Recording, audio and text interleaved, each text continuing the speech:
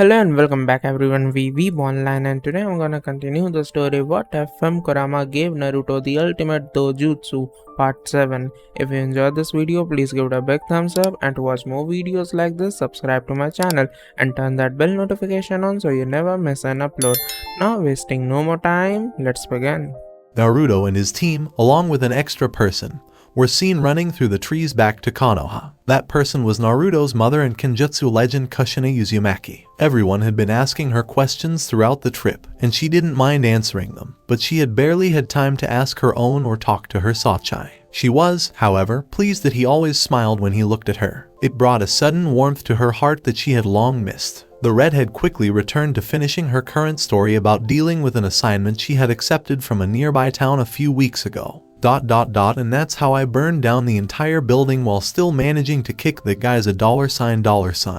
Kushina said, nearly shocking everyone with her story. Kakashi and Kiba widened their eyes at Kushina, while Anko and Kurenai winced slightly. Haku made a slight expression but didn't seem to be paying attention to the conversation. Kushina then returned to her son, who was still leading the ground, and decided to question her. So, Sachai, have you had anything exciting happen in your life recently? Kushina inquired, making Naruto blush. As Naruto tried to hide his face from their gaze, nearly the entire group gave him a sly grin. And not really, Kasan. Just the usual stuff, Naruto explained, making Kiba and Haku laugh. Anko was amused by Kushina's blank expression in response to Naruto's response. Oh come on Naruto, surely something exciting has happened to you in your life, right? Kiba inquired. Naruto's blush deepened, leading Kushina to wonder what everyone was keeping from her. She was completely lost. Everyone's expressions indicated that it was either something really good or something really embarrassing. The red-headed woman was dying from the fear of not knowing.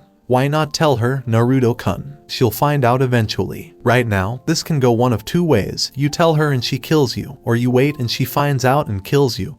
Kyuubi explained, making Naruto sweat drop. So she kills me either way. Naruto asked his redhead vixen. Naruto sighed and turned to face everyone as Kyuubi smiled and nodded. It was nice knowing everyone, Naruto said, mentally cursing his current situation. Yeah, Kasan. I'm going out with someone, Naruto said, widening Kushina's eyes at her son. Naruto gave a sheepish grin as Kiba and Haku decided to annoy him even more. Tell her who it is, Naruto, because I'm sure Kushina would like to know who the lucky woman is, they both said at the same time. Naruto gave them a lethal glare, but it couldn't stop them from laughing, and Kushina nodded. That's fantastic, Sachai, please tell me who the lucky girl is, Kushina said. Naruto gulped and turned his head to see Kakashi, Anko, and Kurenai snickering, causing Naruto to narrow his eyes at them. Damn traitors, Naruto grumbled, wondering how much of his life would be gone when this was over. I am dating Tsum-chan of the Inuzuka compound, Naruto said, and everyone turned to see Kushina's reaction,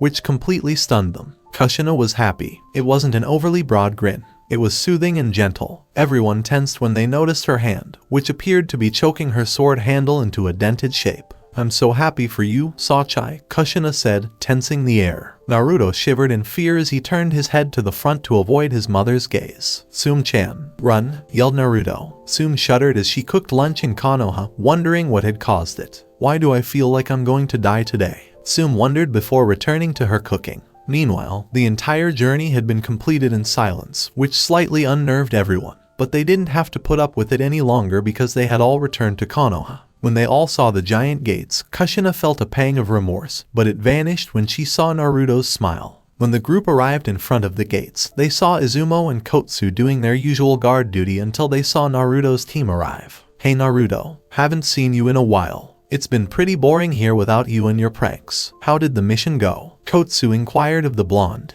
Naruto responded to their question with a positive nod and a hidden smirk on his face. Yeah, it went well. A few hiccups here and there, but it was fine. We even found someone to come back here, Naruto said, motioning to Kushina. While Naruto and the others displayed their identification papers, both looked at the beautiful redhead in front of them. What's your name, pretty lady? Izumo inquired. Naruto twitched his brow in response to the question, and everyone else did as well. It wasn't Izumo's fault because he didn't know her, but seeing your mother get hit on didn't sit right with him. Naruto then wondered what Kiba really thought of Naruto and his mother. He made a mental note to speak with Kiba later. Naruto and his team returned to the Hokage mansion after the incident at the gates to report their mission to the Hokage. Kushina could see the look some people gave her son as they drove to their destination, while others showed respect, admiration, and, strangely, regret. People who stared at him really irritated her. Though she wasn't going to start something just because some people stared at him. If anyone tried anything on him, he'd be in big trouble. Naruto sighed as he saw his mother's reaction to the people staring at him, and it made him happy that she would glare back. He also saw some people staring at his mother's body as if they were stupid pervs, but the blonde simply gritted his teeth and ignored it all. The Hokage mansion. Naruto and the others made it past the receptionist's desk and up the stairs before reaching the door. Naruto breathed slowly, as if it were his first time doing a mission report, which it wasn't. Kakashi, Kurenai, and Anko seemed to notice their blonde leader's anxiety and could only smile. "It's okay, Naruto. We finished the job. Now all we have to do is confirm it with Hokage-sama, and we'll be paid for it. It's that simple," Kurenai said. Anko patted Naruto on the back as he nodded. "And if worse comes to worse, Gaki-kun, I, Kakashi, and Nai-chan have all done this before," Anko added, making Naruto feel a little better. The blonde huffed and knocked on the door, hoping for a response. "Come in," Sarutobi said, opening the door for Naruto and his team. When Naruto saw Genma and Sasuke in the room, he raised an eyebrow, the latter with a deep scowl on his face as if he had just heard the worst news of his life. Naruto-kun, how did the mission go?" Sarutobi inquired, prompting Naruto to smile and give a thumbs up. "Mission completed. Jiji, here's the scroll that Oda wanted to give to Iwa," Naruto said as he placed the scroll on the desk. Sarutobi nodded grandly and took the scroll, placing it in the drawer beneath him. "Congratulations, Naruto-kun. I want you and your team to give me a written report of what happened in 3 days, and you will be paid for your ranked mission within a week," Sarutobi ordered.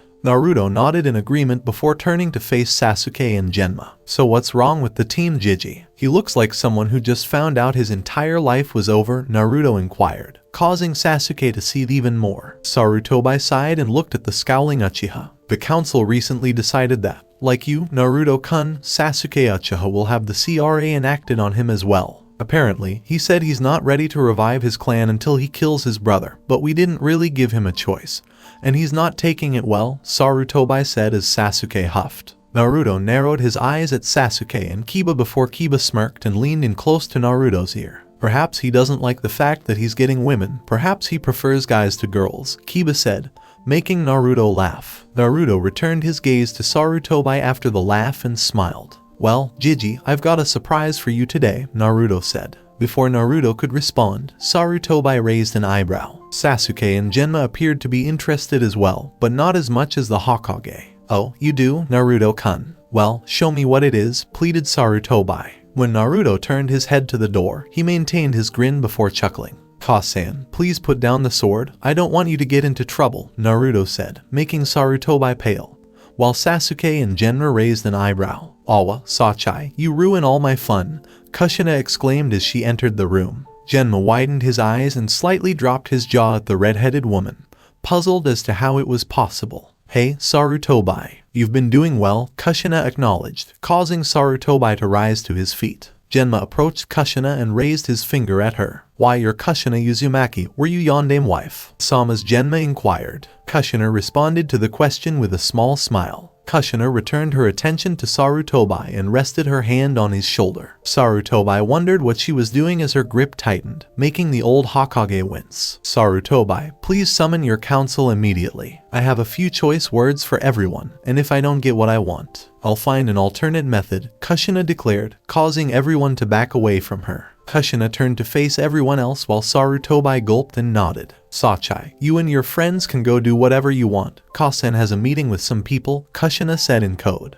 The room became cold and tense, but Naruto decided to simply comply with his mother's wishes and filed out of the room with Kiba, Haku, Kakashi, Kurenai, and Anko, who were all focused on one thing. "I'm so glad I'm not on the council," they all thought before Naruto gasped and returned to his mother with a depressed tone in his voice. "Kasan, I was given a council seat on the Shinobi Council, though I don't believe it was finalized. Jiji, do I have to attend this meeting?" Naruto inquired. Naruto nearly thanked Kami after Sarutobi shook his head at the blonde. No, Naruto-kun, you're exempt for now, but you might have to be in the next one, unless Kushina does it, Sarutobi said, pointing to Naruto and Kushina. Naruto looked at his mother and was taken aback when she shook her head. Sorry, Sarutobi, but I can't. Minato and I never married. We planned for it after Naruto was born, but it never happened, so I'm still in Uzumaki, and the Uzumaki were never truly a part of Konoha. Looks like Naruto-kun is on the council in my place, Kushina explained.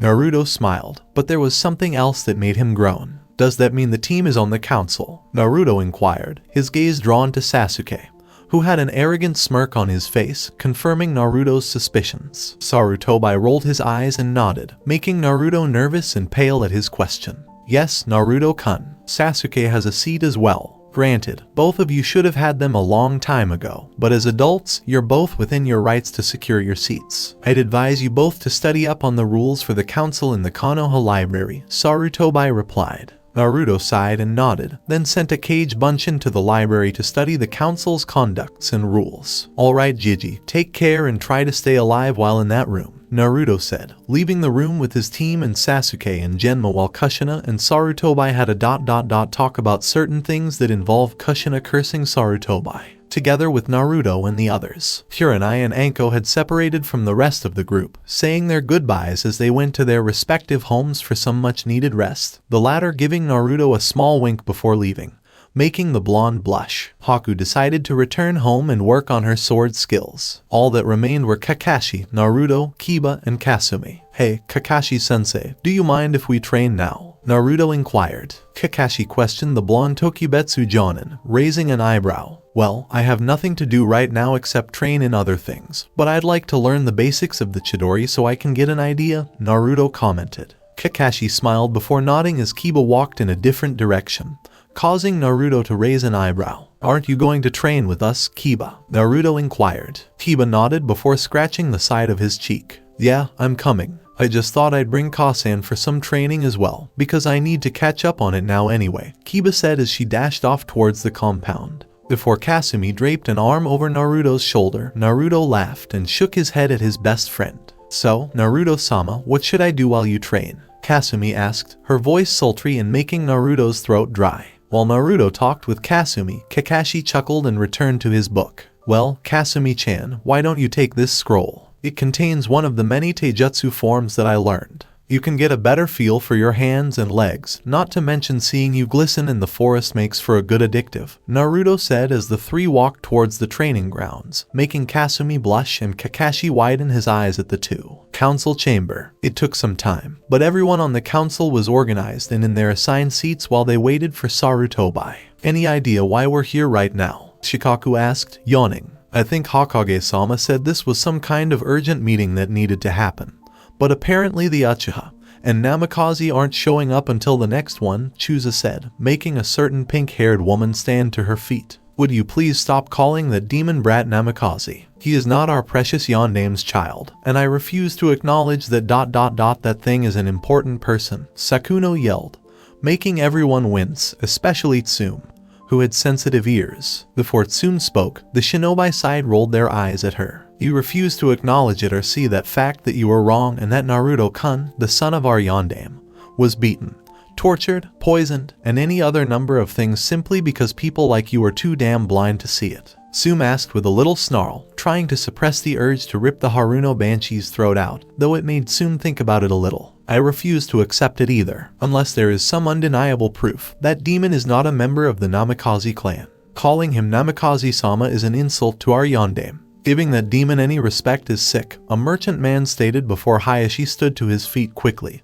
his gaze falling on the man who slightly cowered. Before his death, Hayashi was friends with Minato and Hisashi. Hayashi and Minato were on the same squad as children, and while Minato was the last in the class, Hayashi was the first, and yet the man went on to become one of the most powerful people in shinobi history. When Hayashi discovered Naruto was his son, he immediately felt bad for all the hardships he had inflicted on Naruto. Whether you and Hiroshi-san like it or not, Naruto is a Namikaze, and I suggest you stop calling him that demon, and give him the respect we have all denied him for 13 years, Hayashi said calmly, but with a strong sense of authority and a hint of regret in his voice. Sakuno gritted her teeth and huffed her annoyance at the situation before sitting down and muttering, Whatever, I know I'm right. That demon cannot have the Yondame's name, Sakuno muttered as everyone waited for Sarutobi. After about 15 minutes of tense waiting, Sarutobi entered the room and sat in his seat before glancing over the civilian and shinobi councils, though he gave Koharu,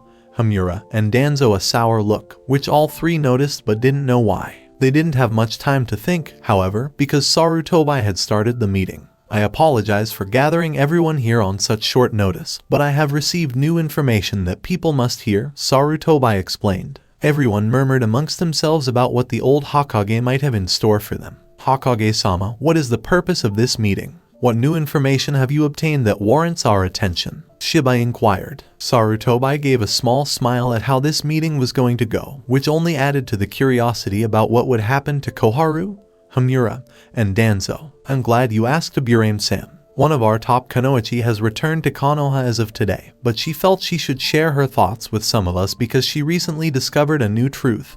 The Sandame smirked and instructed one of the Anbu to open the doors. Kushina, on the other hand, had other plans and slammed the doors open, startling everyone in the room. Though the fact that the door had been kicked down was not the issue, nearly everyone in the room, especially Hamura, Koharu, and Danzo, gasped at the person who had kicked it down. A kai flooded the room, making members of the Shinobi Council perspire. Everyone looked at Kushina's face, and even those who didn't know her could tell she was irritated, and irritated badly. Shikaku, like Tsume, Hayashi, Chusa, and Inoichi, lowered his jaw slightly. Shibai was the only one who appeared emotionless, but even he had a puzzled expression on his face, which was well hidden by his jacket. Kushina Uzumaki, Hamura said, his voice trembling slightly. Tsume exclaimed when he heard the name Uzumaki. She assumed it was Naruto's mother and tensed up even more than usual. Kushina, on the other hand, spared a glance at Tsume, and it surprised her that Naruto's mother gave her a genuine smile and an unnoticeable wink of her eye. Before Kushina's gaze fell on everyone else, Tsume appeared to calm down from the act. Hello everyone, it's nice to see some familiar faces, Kushina said, her smile too innocent to be genuine.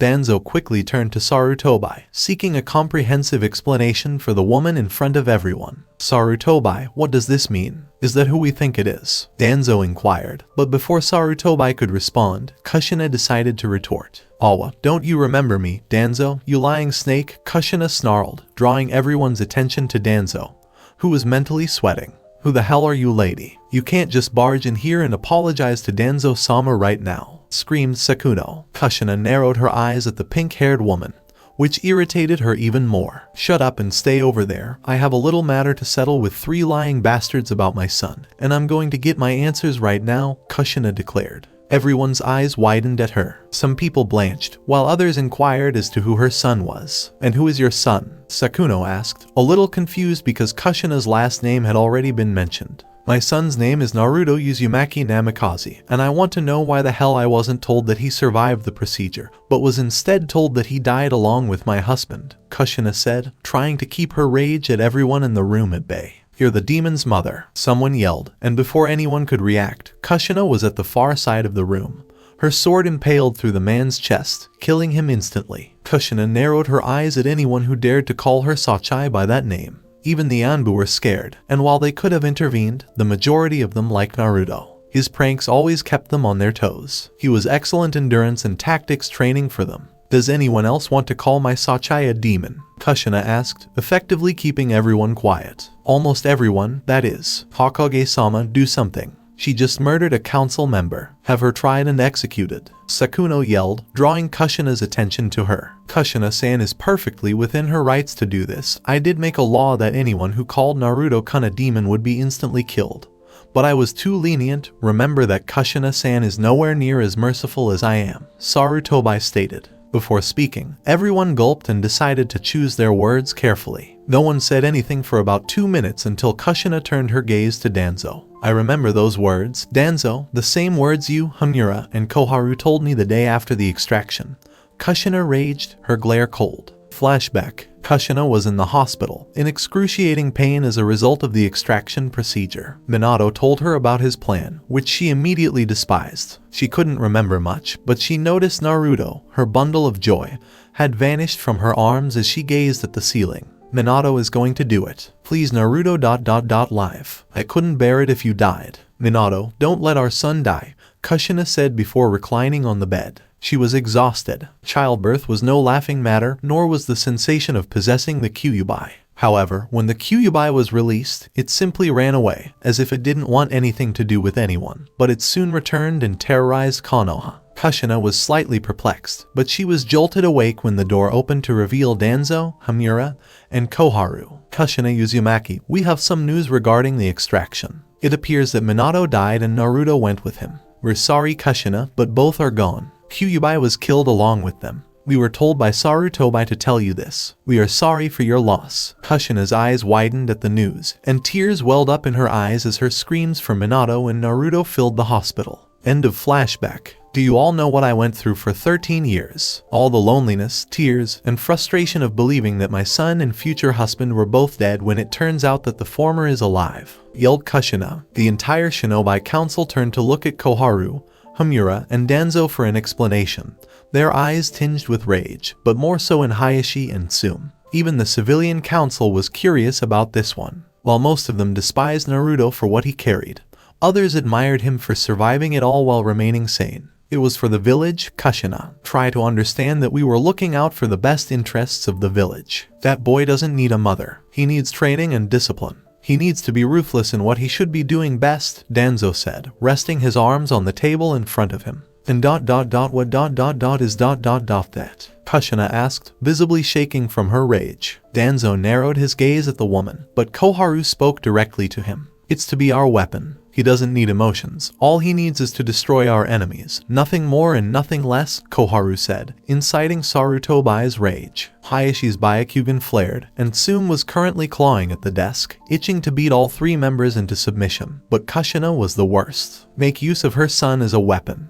He doesn't require a mother. Is he anything more or less? It's all nonsense. Die, Kushina said quietly. Tsume couldn't hear her because she was so quiet. Hamura inquired, what did you say, Kushina-san? Kushina's chakra flared. She tightened her grip on her sword and lunged at Koharu. Die, yelled Kushina as she impaled Koharu with her sword. When Koharu coughed up some blood, the members of the council gasped in terror. Kushina turned her gaze to Hamura and did the same to him, giving the elder no time to defend himself before succumbing to the wrath of Kushina's blade. Danzo was the final straw. Sarutobi grimaced as he witnessed the deaths, but he knew he couldn't stop Kushina. Even the Anbu hidden in the room couldn't do anything but observe. Danzo, Kushina yelled and almost had her sword run through his head, but was stopped by two unknown Anbu who blocked Kushina's sword with their kunai, causing Danzo to tinsel. Who are these Anbu, Danzo? I know they're not mine, Sarutobi said, enveloping the two unknowns with his Anbu, while Danzo narrowed his eyes and Kushina smirked. So Danzo has a secret, huh? It doesn't really matter. Your little shinobi won't stop me, Kushina said, moving so quickly that the two Anbu only saw a red blur until they died. One Anbu managed to place a chakra seal on Danzo the Kushina, and the Anbu turned their blades to him.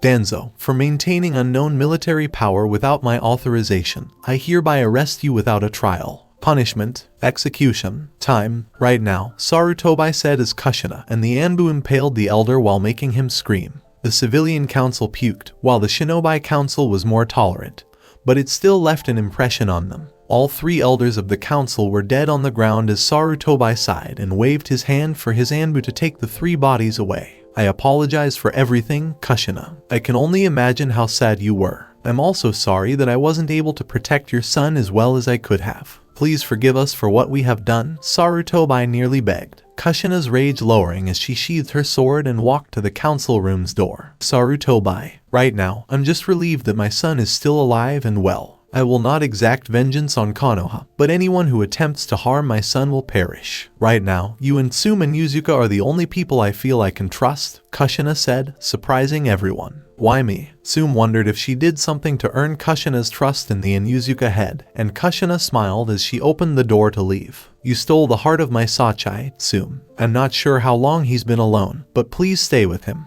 If he's anything like me and Minato, he'll definitely make you happy, so stick by his side, Kushina said, slightly perplexing Tsume. It sounds like you're leaving Kushina, Tsume said, nearly startling everyone, and Kushina laughed loudly before wiping a tear from her eyes. No, I'm not going anywhere. If I did, my Sachai would be sad, and I don't want that. I'm just saying that I trust you to make Naruto-kun happy, Kushina said as she walked away, leaving everyone staring at a blushing Tsume, who seemed to be more visible in the world. I guess that concludes this meeting. This meeting has been adjourned, Sarutobi said to everyone, and the Shinobi Council sighed before being followed out one by one, followed by the weak-stomached Civilian Council a few minutes later, with Sarutobi groaning about additional paperwork due to the meeting. Naruto, Kakashi, and Kasumi are present. While the events in the council room were going on, Naruto, Kakashi, and Kasumi went to the training field for some practice, and Naruto immediately summoned a scroll for Kasumi that ranged from Genin to Chunin Taijutsu. Naruto wondered if Kasumi even needed to learn Taijutsu since she was already his Inuzuka companion and his girlfriend, but if she was going to be half-human. Greetings, Kasumi-chan. The stances range from Genin to high Chunin level Taijutsu. I'll make a Kage Bunshin to keep an eye on you and help you out, Naruto said, handing the dog girl the scroll. Kasumi nodded and took the scroll in her hands as Naruto made a Kage Bunshin, and the two vanished into the woods. Okay, Kakashi-sensei, I'm in your hands, Naruto said, and Kakashi smiled and closed his book before facing Naruto. Alright, Naruto, watch me first, Kakashi said, holding out his hand. Kakashi concentrated his chakra into his right hand and concentrated hard. Naruto narrowed his eyes, but they suddenly opened wide when he saw lightning begin to cackle in Kakashi's hand. Kakashi concentrated the chakra into his palm while the lightning flared around his body. That is Chidori Naruto. It requires precise chakra control as well as a strong lightning affinity. I'm confident you'll be able to pull it off. You must first charge chakra into your hand. Second, you must transform that chakra into lightning. And third, you must focus the shape manipulation in your dominant hand. However, Naruto, you must exercise caution. If you use too little, it won't have much of an impact on the target, and too much will burn your hand and potentially cripple it, Kakashi explained, as Naruto nodded in agreement. Normally, I'd warn you to avoid chakra exhaustion or it could kill you, but I think you'll be fine. I can only use it 4 times before it runs out. I believe that if you master it, you could use it 8 times and still be fine. So just practice, but go slowly if you're using the Kage Bunshin technique to train. It's a kenjutsu for a reason, Kakashi instructed. Naruto nodded and began to practice, holding out his right hand and concentrating his chakra into it. Fortunately for him, Kyuubi had taught him many Raiten jutsu, so it was quite easy since she had taught him to direct Raiten chakra into specific places. He had also been practicing the Juryuken, which utilized high chakra control and putting it into specific places. Naruto took about an hour to get through the first step of directing his chakra to the palm of his hand, and it took a little longer to convert it into Raiten chakra and make that chakra strong enough to be visible. He was glad he found the time to do it, but that didn't mean it was easy for him. Hey Naruto-kun. Naruto looked up from his work and wiped the sweat from his brow to see Kiba, Tsume, and Hana walk into the field, and Naruto gave Hana a cheek kiss and Tsume a chaste kiss on the lips. Hello, Tsume-chan and Hana-chan. Are you going to train with Kiba? Naruto asked. Tsume and Hana nodded, and before long Kiba was fighting off Tsume's and Hana's attacks with Akamaru while Naruto continued on the next step. The blonde had stopped several times to ask Kakashi for a bit more detail into the step before Kakashi narrowed it down a little more, and it also helped that Kyuubi could help him contain the chakra into his hand. Also, Naruto decided to work on his new Mangekyo Sharingan, which he discovered could really hurt like hell after overuse, but it did help him complete the second step in about 4 hours. Kiba was nearly covered in bruises at the time. While Tsume and Hana chuckled at him, Kiba grumbled at them both, but didn't say anything because he could feel himself getting stronger. Everyone decided to come to a halt as the sun began to set. Naruto was almost finished with the second step and hoped to be finished with the third step by this time tomorrow. Alright, I'm tired. I think I'm going to fall, Naruto said, slumping to his shoulders, only to be caught by Kakashi, who smiled. To master the first 2 steps in a matter of hours. Naruto, you're going to go far in life. You might even outdo your father one day, Kakashi thought as Naruto peacefully snored away. Kakashi turned his head to see Kiba being supported by Hana and smiled as well. Both Kiba and Naruto took it too far at times, but that only added to the incredible bond between the two boys. It appears that we accomplished a lot today. I guess we should go home now, Tsume said to Kakashi, who nodded before turning their heads to see a Naruto clone walk out of the woods, bridal style, with Kasumi snuggled into his chest. She works out so hard. You should have witnessed it. By the end, she had mastered the mid-Chunin stances. She was so wobbly at first, but she's really come a long way, the Naruto clone said, kissing Kasumi on the cheek, causing her to slightly stir, Before leaving the training ground, their feelings of progress overwhelming them. Meanwhile, a shadow emerged from the trees, smirking and with two tomos in its eyes. "Thank you, Kakashi, for teaching that jerk. Don't worry, I'll use your jutsu better than that jerk. Now to go train and perfect it," the figure said as he faded from view. Compound Namikaze. It appeared that Naruto and Kiba weren't the only ones training, as Haku had received some kenjutsu instruction from Kushina.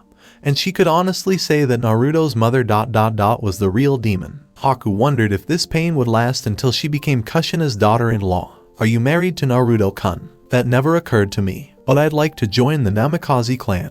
I'll have to talk with Naruto-kun about whether he hasn't exhausted himself," Haku thought as she rested on the couch in the living room. Kushina was currently in the kitchen making dinner when there was a knock at the door and Haku opened it to see Kakashi give a sheepish chuckle while on his back was a passed-out Naruto. "Kushina-san, I don't think Naruto-kun can have dinner right now," Haku yelled, bringing Kushina to the door, where he gave Naruto a small smile. "Kakashi, just put him on the couch. I'm sure the smell of my food will wake him up soon enough," Kushina said to him. Kakashi nodded and placed Naruto on the couch before leaving via Shunshin. Haku sat on the couch and smiled as she rubbed her hand through Naruto's blonde hair while simply marveling at his toned body that had developed through training. Kushina smiled and resumed cooking, and Haku gave the sleeping Naruto. Kushina continued to cook when the doorbell rang again, and this time she was surprised to see Naruto carrying a girl in his arms. Naruto gave her a silent signal that they would talk about everything tomorrow and slowly maneuvered the real Naruto to sleep while leaning up on the couch with Haku on one side of his shoulder and Kasumi on the other. "He's exactly like his father, a true lady magnet. I remember having to threaten most of the girls to stop going after him when he was kidnapped," Kushina reflected before returning to the kitchen. Away from the village, two figures appeared in the distance of Konoha, both wearing black coats with red clouds on them and straw hats covering their faces, before one of them spoke. "I heard Orochimaru's attempt to destroy this village failed. So, how does it feel to be back, Itachi?" a blue-faced man inquired, his partner revealing the Sharingan in his eyes and huffing.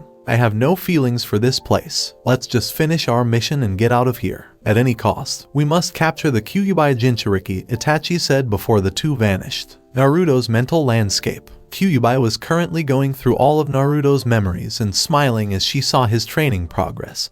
He was a natural at what he did and a hard worker. When Kyuubi saw him unlock the Manjikaiu Sharingan, she smiled. "All right, Naruto-kun, it's time to get serious about your training. You're going to enjoy this." After 2 days, Naruto had continued his training in the Chidori, and it made Kakashi proud that the blonde had mastered the technique in such a short period of time. Naruto was able to fully personalize the Chidori with the help of the Kage Bunshin technique. Meanwhile, Naruto was supervising Kasumi's Taijutsu training, and he admired her dedication. She wasn't a fan of ninjutsu or genjutsu, but her Taijutsu was incredible, and having it integrated into their Inuzuka Taijutsu that the dog girl and the blonde worked hard on with Kiba, Tsume, and Hana made them a formidable team. Naruto remembered having to stop his mother from mauling Tsume about taking her son. While Kushina ranted about Tsume and finding people her own age, Naruto managed to persuade Kushina that he would always be there for Tsume and that Tsume was very kind to him when he was younger, which is what made him love her. Tsume basically said the same thing about Naruto's drive to become stronger for her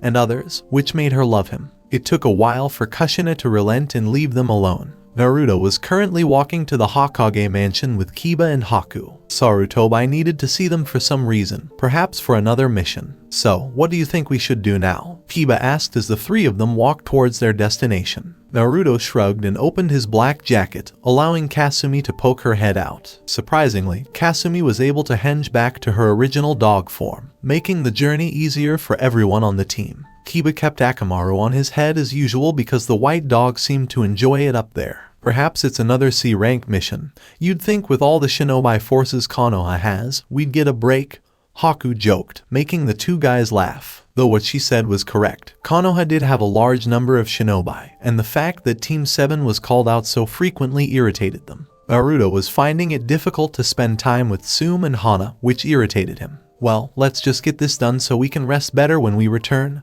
Naruto said. Both nodded and dashed for the Hokage mansion. The Hokage mansion. Sarutobi remained at his desk, cursing his greatest foe. It was even more terrible than Orochimaru. It was worse than the council. Paperwork. He was more relaxed, knowing Naruto and his team would be arriving in a few minutes for their mission. Jiraiya was leaning up against the side of the wall, right next to the elderly Hokage. Do you believe Gaki and his team are that good? Jiraiya inquired. Sarutobi nodded before stamping another document with a rejection for Naruto's proposed marriage. Since Naruto's true ancestry was revealed, Sarutobi had received so many marriage proposals from families to marry Naruto that it was ridiculous. When he was thought to be the Kyuubi, no one wanted anything to do with him.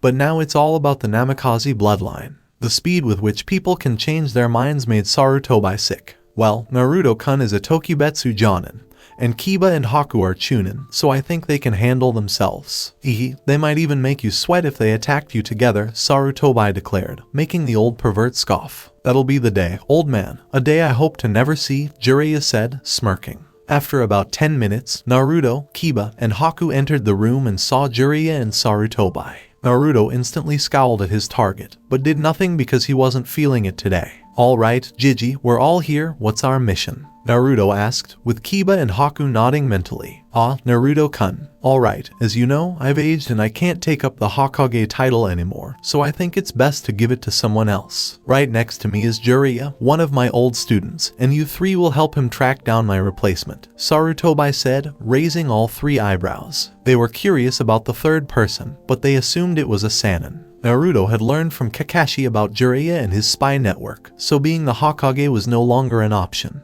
Orochimaru was not going to do it, so that left one person. So you want to look for Tsunade Senju? Naruto inquired. Sarutobi and Jiraiya both widened their eyes as Naruto nodded, knowing who they were looking for. That's right, Naruto-kun, Sarutobi said, causing Naruto to chuckle and sheepishly rub the back of his head. Well, Jiji, I narrowed it down, and they talked about the three Sannin during the academy, so I know a little about her, Naruto shrugged. Before Jiraiya arrived, Sarutobi nodded in agreement with Naruto's assessment. Good then, this is a higher mission and will be in a rank assignment. Failure isn't an option, Gaki. We leave in 10 minutes. Grab your things and meet me at the gates, Jiraiya said before departing, but Naruto stopped him. And before you leave, Ero Sennin, could you tell me how you knew my father? Naruto asked, effectively turning the man pale. Jiraiya sighed as he walked back up to Naruto. I suppose that's fair. Then, Naruto, you look more and more like Minato. I was relatively shocked when I first saw you. You really surprised me. I was Minato's sensei when he was younger. He and Hayashi were always the funniest of people. I suppose that's fair. Man, Naruto, you look more and more like Minato. I was relatively shocked when I first saw you. You really surprised me. Naruto couldn't help but chuckle and nod before returning his attention to Sarutobi.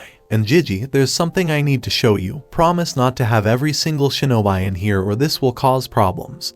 Naruto pleaded, drawing Jiraiya and Sarutobi's attention to him. Alright, Naruto-kun, Sarutobi said, what do you want to show me? Kiba and Haku backed up Naruto as he performed a Kai Bunshin. As he slammed the blood clone in the stomach, his hands glowed with white seals on their fingertips. Before another puff of smoke covered the clone, Sarutobi and Jiraiya wondered what he was doing. Naruto grinned as the smoke cleared, revealing Kyuubi with her flowing red hair, black kimono, and strapless sandals. When they saw the red, slitted eyes that they couldn't forget, Sarutobi and Jiraiya gasped and paled. What have you done, Naruto-kun? You released Kyuubi, Sarutobi nearly yelled. Jiraiya was about to make a suppression seal when Naruto moved between him and Kyuubi, raising his eyebrows at him. Wait a minute, Jiji. It's not what you think. Let Kyuubi-chan explain. Just listen to her for a few minutes and I promise she'll make everything clear, Naruto said, causing Jiraiya to step back and Sarutobi to relax slightly. Kyuubi smiled at Naruto's concern for her, and the fact that he moved between her and Jiraiya warmed her heart. Naruto moved to the side, and Kyuubi approached the table with her best friendly smile. Hello Sarutobi, Jiraiya. I'm not here to cause trouble for anyone, especially Naruto-kun. I'm simply here to explain some things to you. Naruto-kun thinks I should trust you too, and I trust him, so I'll start with an explanation, Kyuubi said, leaving Jiraiya and Sarutobi wondering if this was the same beast that threatened to destroy Konoha all those years ago. First and foremost, I want to explain that I had no intention of attacking Konoha. You both remember that I was Kushina Uzumaki's Jinchuriki. I want to tell you that I was controlled and was forced to attack you, Kyuubi began, widening both men's eyes. There aren't many humans who can control a Biju in their power, but apparently someone can. Now I want to say that who controlled me was someone in your village. I don't remember his face because he wore a red mask. But I can say that while Kushina was giving birth to Naruto, the seal on her body loosened, and I got away. I was happy to be out and didn't want any more trouble with you humans, so I simply ran off back to my den and just wanted to get on with my life. But that wasn't the case, because after both turned to look at each other before returning to Kyuubi and narrowing their eyes as if in thought. I suppose I understand that this wasn't deliberate on your part, but who else has the power to control you besides Hashirama? Sarutobi inquired. Jiraiya took out a book and read it before closing his eyes. Madara Uchiha. His Sharingan was unrivaled by anyone, and he could control the Biju just as well as Hashirama-sama. He was also from one of the founding clans. It is claimed that the Senju and Uchiha were direct descendants of the Sage of Six Paths. No wonder is sort of plausible, Jiraiya said, returning Sarutobi's attention to the red-eyed vixen. What are you going to do now that you're free? Sarutobi inquired. Kyuubi smiled and leaned to the side, kissing Naruto on the cheek, causing the blonde to blush. I'm staying with Naruto-kun because he's precious to me and I love him.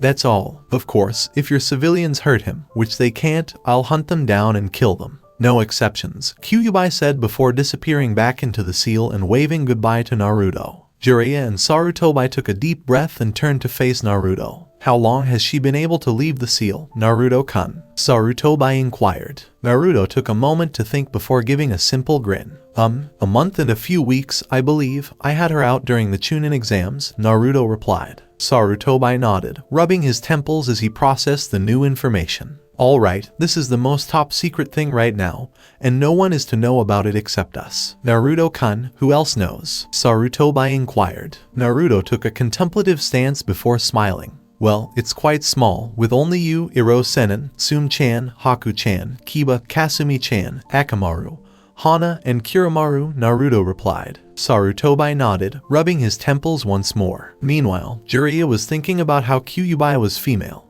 but more specifically about her body, as he scribbled notes on a notepad while laughing. Naruto looked at him for a moment, but did nothing because people like that could be found anywhere, no matter how badly Naruto wanted to Amaterasu them all into the ground. When are we leaving? Naruto inquired. Sarutobi glanced at the time and slightly sweat dropped before turning to Jiraiya, who was still giggling. You should have left already, so pack your belongings and go. I'm not sure how long this will take, so pack for at least 3 weeks, Sarutobi advised. The trio nodded and exited the room to pack their belongings. I never thought Kyuubi could be that good, Jiraiya said as he tucked his notepad away. Sarutobi chuckled and nodded before returning to his paperwork. I never imagined Kyuubi falling in love with Naruto-kun, the aged Hokage added. Jiraiya nodded before exiting through the window, blowing all of the papers on the office floor. Sarutobi sighed and looked up at the ceiling. Yep, definitely too old for all this nonsense, Sarutobi said, slumping his head on the table. Together with Naruto and the others, Naruto, Kiba, and Haku all returned to Naruto's house, but Kiba stated that he needed to pack and would meet them later. Naruto and Haku arrived at the Namikaze compound to find Kushina sitting on the couch, reading a book. Hey Sachai, Haku-san, Kushina said, what did Sarutobi want with you? We have a mission, Ka-san.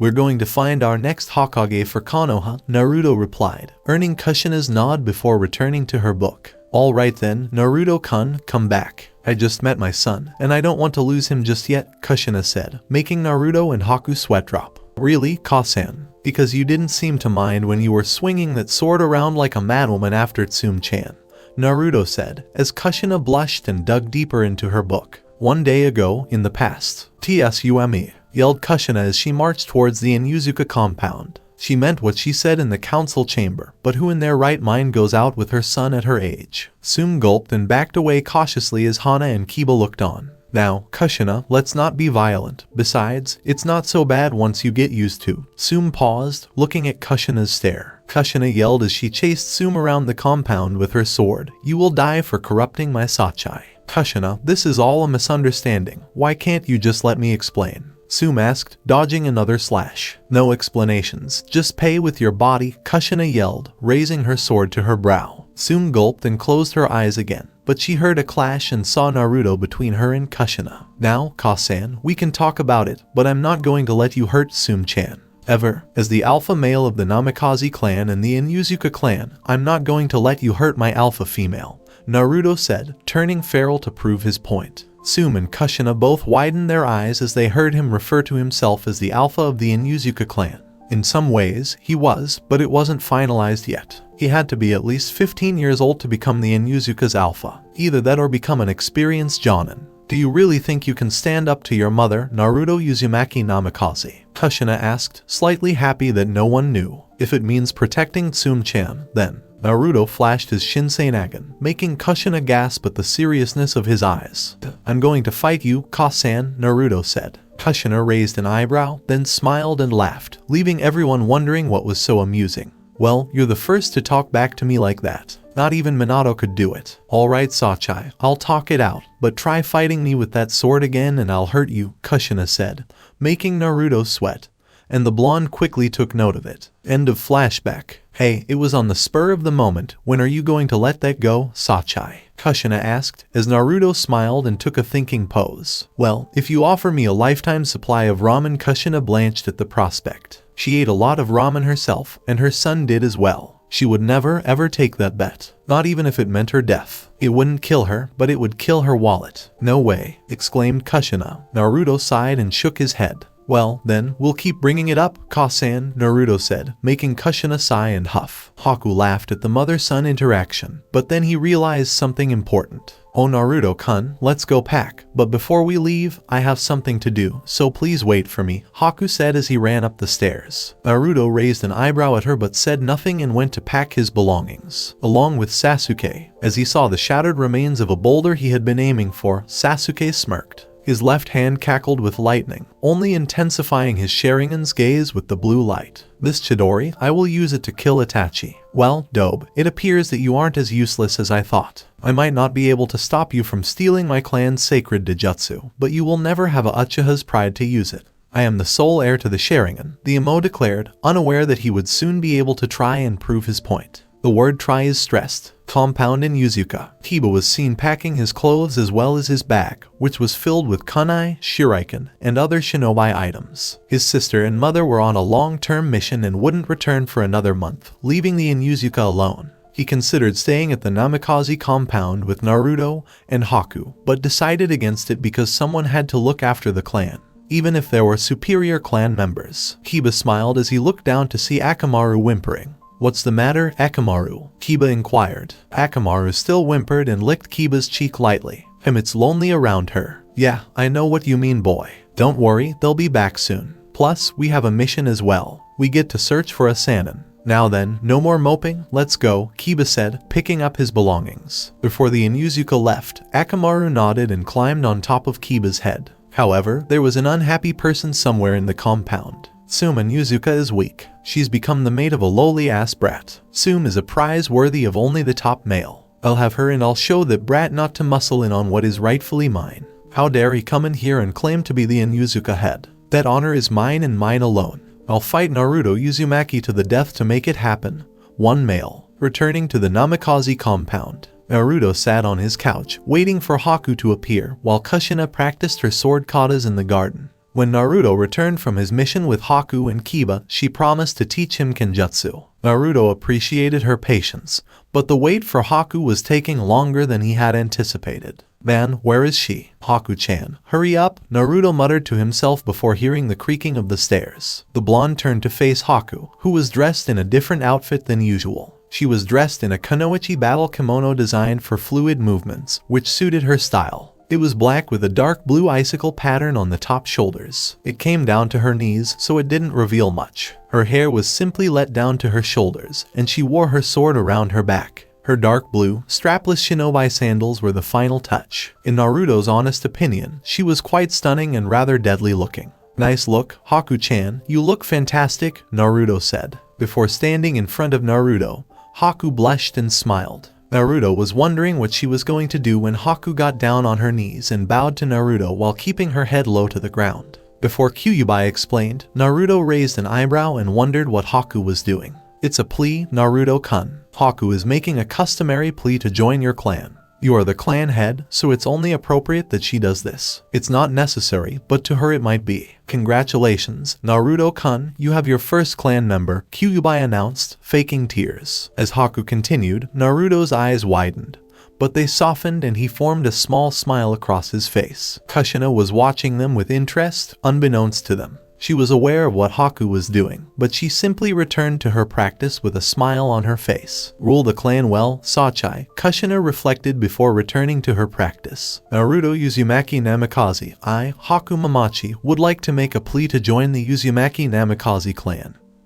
But I couldn't buy any, so I made these, Haku said, holding out a box for Naruto. Naruto looked curious and opened it to reveal an impressive collection of 25 senbon needles inside. Haku stated that she did not purchase a gift, so she made one. They were truly outstanding. They were heavier than regular senbon and decorated in silver metal with a white fox design. Naruto looked over the senbon in awe. This was not something a shinobi could buy in a store. It was incredible and exquisitely crafted. Naruto gave a small smile and closed the box's lid. Did you make these for me? Naruto inquired. Haku immediately nodded, her head bowed low to the ground. Yes, Uzumaki Namikaze-sama, I can also offer you my services and abilities in the clan. I hope you accept my plea, Naruto Uzumaki Namikaze, Haku said, raising her head. Kasumi poked her head out, but after hearing everything, she smiled. Haku Mamachi, I love the gift you gave me, and I know of your talents and abilities. I would love for you to join the Uzumaki Namikaze clan, Naruto said, widening Haku's eyes not at the revelation,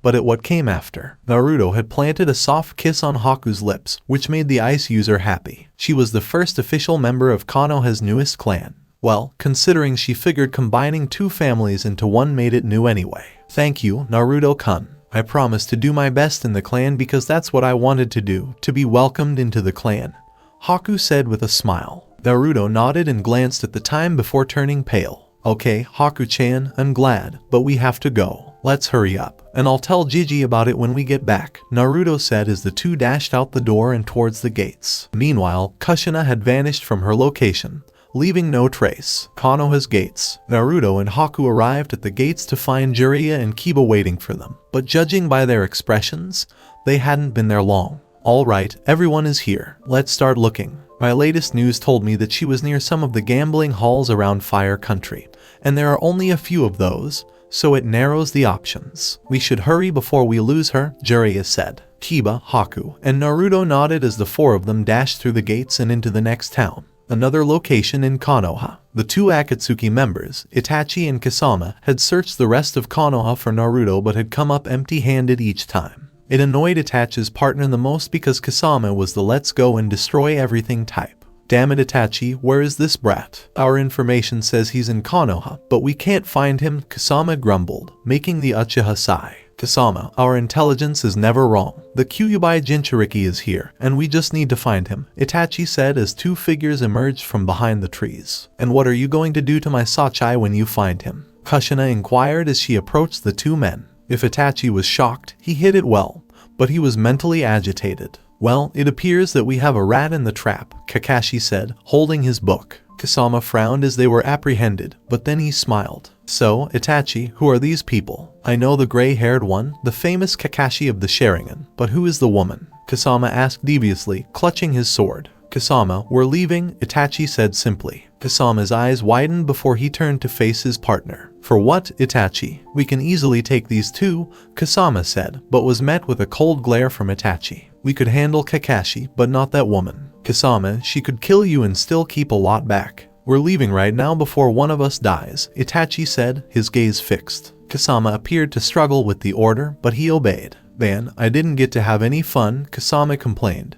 But before they could flee, Kushina charged at them, a simple smile on her face. Well, who am I to deny the fish man some fun? Databane. Kushina swung her sword at Kasame. Kasama swerved to avoid the sword, but he wasn't quick enough and the blade grazed his chest. Itachi cursed mentally before turning to see Kakashi in front of him. I'm sorry, Itachi, but we can't just let you go because you're both S-ranked criminals in Konoha, Kakashi said as Itachi sighed. I suppose it can't be avoided, Itachi said, pulling out a kunai. Kakashi flinched, but widened his eyes and backed up just in time to avoid being slammed by two massive drills of water. To make a jutsu without hand signs, he truly is a genius, Kakashi thought as Itachi brushed his hair. Nice job, Kakashi, Itachi said. However, it's over. You have fallen into my genjutsu, Kakashi. You will never wield the Sharingan like a true Uchiha, no matter how much you train. Kakashi narrowed his eyes at Itachi, and the world seemed to spin backwards for the Jonin. Kushina, on the other hand, was having a ball fighting Kasame.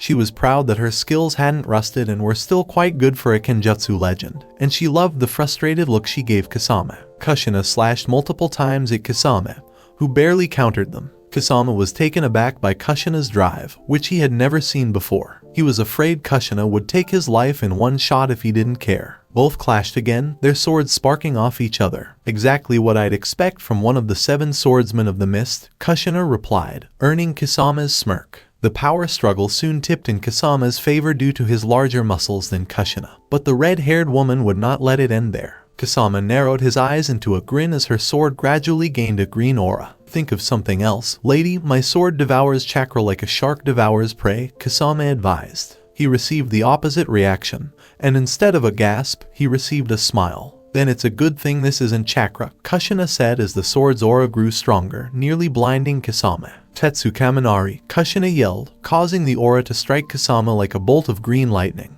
Kasame backed away from the lightning, but he wasn't safe because Kushina drew her sword back, causing the lightning to whip around like a whip until she directed it back at Kasame. Kasame jumped back, then left, then right, trying to avoid the lightning, while the water quickly fogged up due to the heat of the attack. All right, I have an advantage, Kasame said, motioning with his hands. Suten, Suikden no Jutsu, Kasame yelled, launching 5 shark bombs through the mist at Kushina. Kasame smiled as she saw Kushina's form emerge from the mist, but her smile was quickly replaced by a gasp as Kushina leapt into the air and drew her sword behind her back. Tabutsubein Shushu, Kushina said as she slashed through the air, launching 5 bird-like fireballs at each of the sharks circling her. As Kushina landed back on the water, the field exploded. The mist thickened once more and Kushina smiled. All right, time to have some fun, Kushina said, making some hand gestures. Meanwhile, Kasame was having a difficult time staying hidden from her. She's good. Samehada will enjoy chopping her up, Kasame said.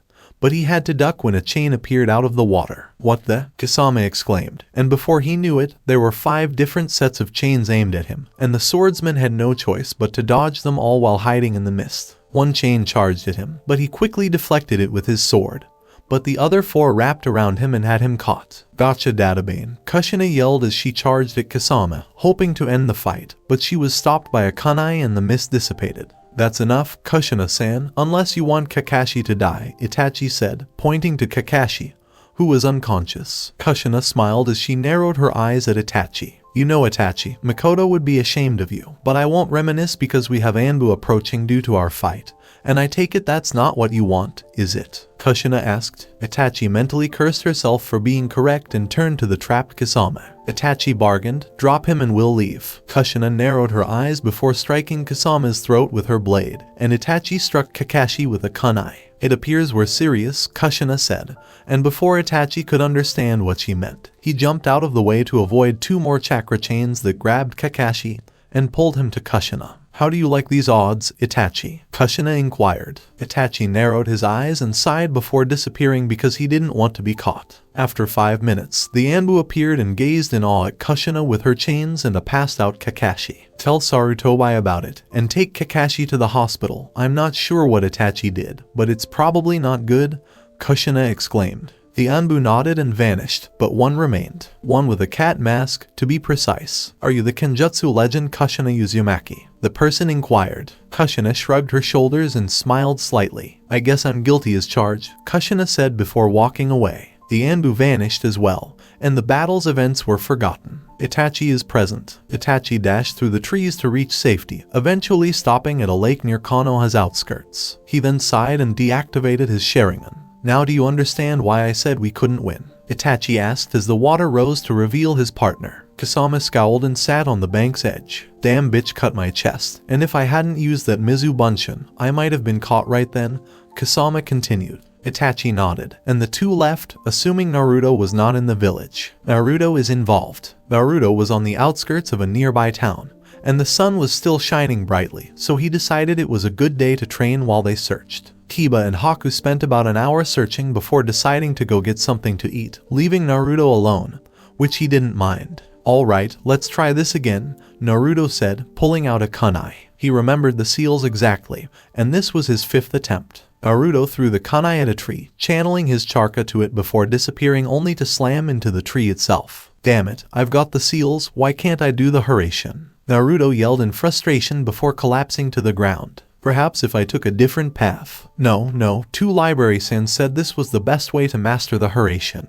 But damn, this is insane, Naruto said as he lay down. Naruto had been studying his father's notes for the Haraishin and the Rasengan. With the Cage Bunshin technique, Naruto managed to get it down in a day because it was similar to the Chidori, except the Rasengan was more chakra involved and hand sign less. Alright, Naruto-sama, never give up. I know you'll get it down, Kasumi said, making Naruto chuckle and nod. Naruto kissed Kasumi on the lips, prompting Kasumi to wrap her arms around Naruto, deepening their bond. There are other people here, you know. Naruto and Kasumi blushed as they turned to see Haku and Kiba smiling at them. No, Naruto, don't mind us, just keep up the training, Kiba said, causing Naruto to sigh before smiling. When were you going to tell me and Haku-chan you were dating Tenten? Naruto inquired, causing Kiba to drop his jaw, and Haku widened her eyes as Kiba stuttered. I have no idea what you're talking about, man, Kiba countered as Naruto wrapped an arm around Kiba's shoulder. Oh, Kiba, you know what I'm talking about. You think I missed it? The vacant stares, the new smiles, and the perfume smell. You got Kiba, Naruto said, causing Kiba to sigh and slump to the ground. How long have you been here? Kiba inquired. Around 2-3 weeks. I don't think Haku-chan knew, Naruto said, shaking her head to confirm his theory. It was shortly after the Chunin examinations. We were on vacation that week. Tenten was out shopping when she was approached by Neji, so I just walked with her and we talked for a while. Then, during the week, we decided to go on a date and things took off from there. There's not much to tell, Kiba said, as Naruto chuckled and nudged Kiba's shoulder. Kiba's blushing act continued for a few moments before everyone returned to seriousness. What should we do now that we're all here? Kiba inquired. Naruto sighed and didn't know what to say, but then they all noticed that the sky was becoming cloudy, and the weather seemed to be getting worse for everyone. I suggest we find our old pervert and get inside the house right now, Naruto advised them. Haku and Kiba nodded and returned to town, then to their hotel, where Jiraiya shivered. Man, it's freezing out there, what's up with this weather? He wondered, and the trio shrugged before looking at a map Jiraiya had placed out. Alright, now that we're here, we'll have to check these areas for the day. Remember, we're here to find Tsunade, not to drive her away, but she's never been one to run away ... so I don't think it matters much, Jiraiya said, making them nod. Outside, the wind howled, but everyone ignored it and focused on the map. How's it going, Naruto, learning your father's techniques? Kiba inquired, and Jiraiya's ears perked up until Naruto sighed.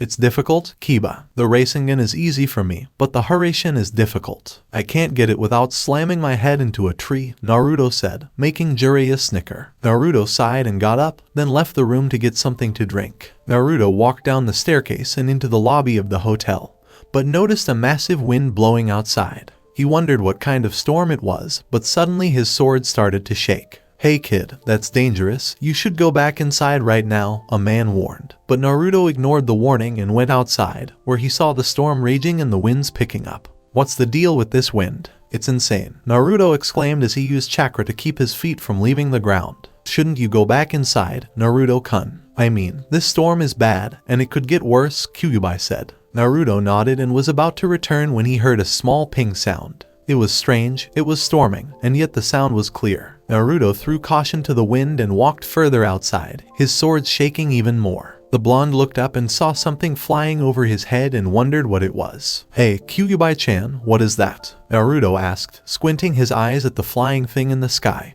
Kyuubi had no idea what it was, but it seemed to be drawn to Naruto's swords for some reason. Well, then, let's find out, Naruto said simply, crossing his fingers. Cage Bunshin no Jutsu, Naruto yelled, and 15 clones appeared, each grabbing the other's legs and twirling Naruto around until they let go, launching the blonde high into the sky. Naruto reached for the item, but it repelled him and caused him to crash into the ground with a loud bang. Damn it, what in the world is that? Naruto pondered and rose to his feet again. Naruto did the same thing as before and launched himself at the thing in the air, but this time he did a few hand signs. His right hand cackled with lightning as Naruto lunged for the item in the sky. Chidori, Naruto yelled, throwing his right arm into the fierce wind, which pushed Naruto back slightly. But the blonde didn't give up and continued to lunge for the item, and his efforts paid off when the lightning parted the winds for him. Naruto grabbed what appeared to be a handle and tried to pull, but the damn thing wouldn't budge at all. What exactly is this thing? It's so difficult to get out of this shell of wind, Naruto said, struggling to pull whatever he had out. After about 10 minutes, he managed to get the handle out, and it appeared to be a sword handle, a whitish color for a handle with a dragon symbol on it. So the blonde pulled some more. Almost got it. Naruto finally said, pulling out the sword before collapsing to the ground with a thud. Okay, that hurt. So, what exactly is this? Naruto widened his eyes at the sword and felt like he had held it before even if he hadn't. It felt so familiar for some reason, yet he wasn't sure why. It suddenly hit Naruto. His sword were reacting to this one. Kyuubi-chan, I think I found another elemental sword, Naruto said, swinging the sword, causing the winds to swirl around him. Wow, Naruto-kun, I believe you've discovered the sword that embodies wind. You now have 3 swords, Kyuubi said as he placed the blade on the ground and took out his fire sword and lightning sword. He touched the fire sword, which slightly flared, then the lightning sword, which cackled loudly, and finally the wind sword, which gave a small howl of wind. It coming gather together the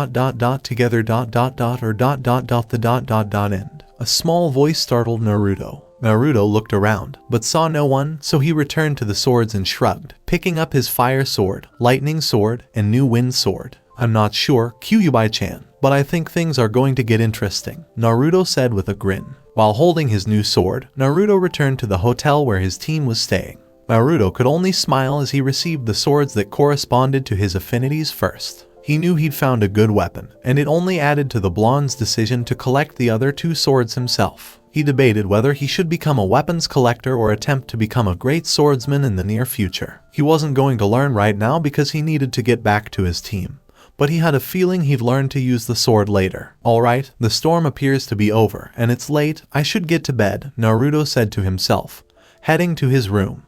But not before hearing his vixen's sweet melody. Not to mention, Naruto-kun getting some new clothes. You look like you went through a tornado, which you probably did, so I suggest some new clothes, Kyuubi suggested, making the blonde smile. Naruto nodded and opened the door to his room, and he immediately felt Jiraiya and his friends' gazes on him. Haku and Kiba looked at his clothes, puzzled as to what had happened to him. Jiraiya wondered the same thing, but his gaze was drawn away from Naruto's clothes and toward the weapon in the blonde's hand. Naruto, where have you been? Why are your clothes ruined? What's with the sword? Kiba inquired, and Naruto retired to his bed. He placed the wind sword near his bed, then removed his fire and lightning swords and placed them next to it. Naruto sat on his bed, looking around at the others who were still waiting for his response. The blonde Tokubetsu Jonin smiled sheepishly, but not without a slight sigh. Well, guys, in that order, I went to get a drink and saw the storm raging outside. The reason my clothes are ruined is because I went outside in that dangerous storm and looked around,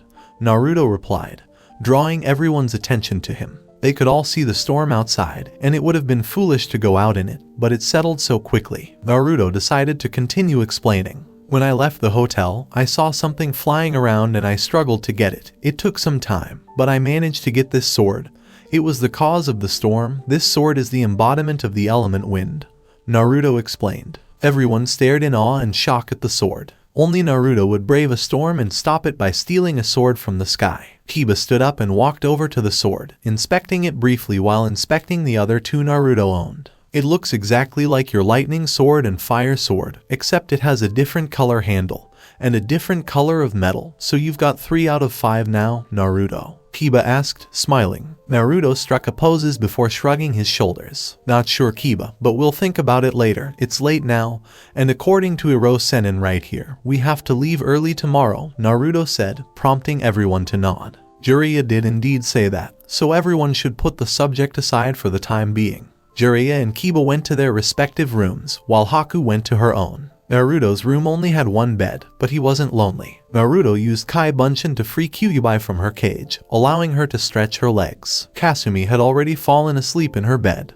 but her tail was swaying slightly. Naruto laughed as he watched Kyuubi take a seat on the bed. So, Naruto-kun, what are you going to do? Swords like these don't appear very often, and you already have 3. Perhaps Kiba's right, and you should just get the other 2, Kyuubi reasoned, prompting Naruto to turn to the 3 swords he had near his bed. You think, Kyuubi-chan? I'll admit that since learning Kenjutsu, I've developed a strong appreciation for swords, and these 3 are more than top-of-the-line swords. Remember Raymond from the mission a few months ago? He said that these are even better than Kiri's 10 swords. Naruto recalled his fight with Raymond. It was one of the most intense fights he'd ever had. It also helped him become a better ninja in some ways. Well, let's go to bed, Kyuubi-chan. I'm sure I'll figure it out tomorrow, Naruto said, yawning. Kyuubi nodded and climbed into Kasumi's bed, causing her to stir slightly. Kasumi slightly opened her eyes to see Naruto in the center and Kyuubi on the far right. She smiled slightly and drew Naruto's left arm closer to her body, and Kyuubi mimicked her action by grabbing Naruto's right hand.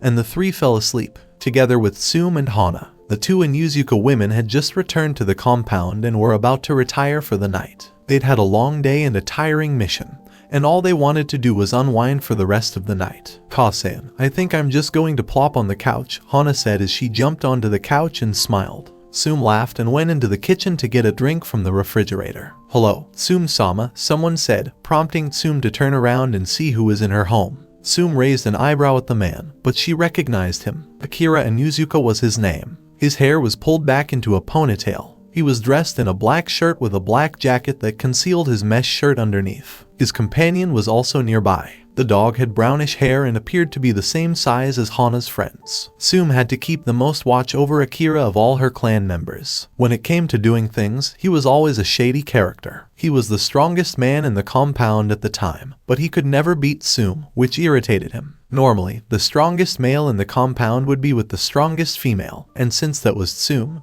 the woman could guess what he wanted. Akira, what do you want? I'm tired from my mission, Tsume said, becoming irritated. Akira smiled and rose from the chair he was sitting in. He moved slowly toward Tsume, but a growl from Kiramaru and Tsume stopped him, and he backed up slightly. Come on, Tsume-sama, you know why I'm here, tell me, Akira said, making Tsume's eyes narrow. Hana entered the room soon after hearing the conversation and glared when she saw who was in their section of the compound. Except for Kiba, herself, and Tsume, no one lived in the master section of the compound, and Naruto was the only person who ever stayed overnight, aside from their father, Kobayashi. Hana disliked Akira. He was always a conceited jerk who was completely inconsiderate at times. He always harbored resentment toward those who attempted to date Tsume. Hana could understand male pride, but it still bothered the Inuzuka daughter. Akira, what do you want with Kasan? Hana asked, her gaze fixed on the man. Akira smirked and leaned against the kitchen wall. Come on, Hana, you should know that Tsume can't lead the clan alone, especially since she's got a brat with her, Akira said, making Hana and Tsume narrow their eyes at him. Both knew he was talking about Naruto. Tsume lightly gripped her glass before revealing her canines. Who I'm with shouldn't matter to you, Akira. You may be the strongest male in this compound, but you've never beaten me.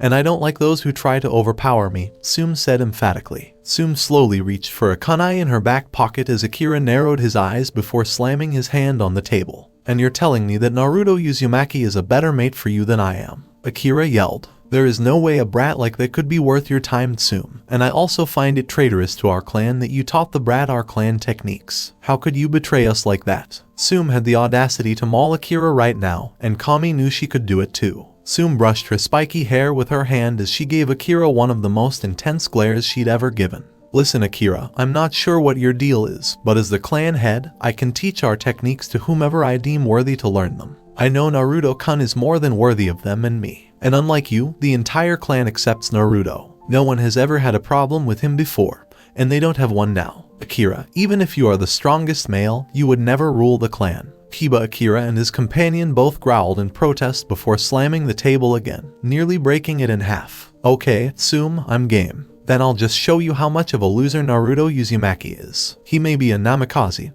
but he's nowhere near Minato's level. Then Tsume, we'll make a deal, Akira said to the Inuzuka clan head. Hana clenched her teeth at Akira's disrespect for her mother and was about to charge him and demand an apology.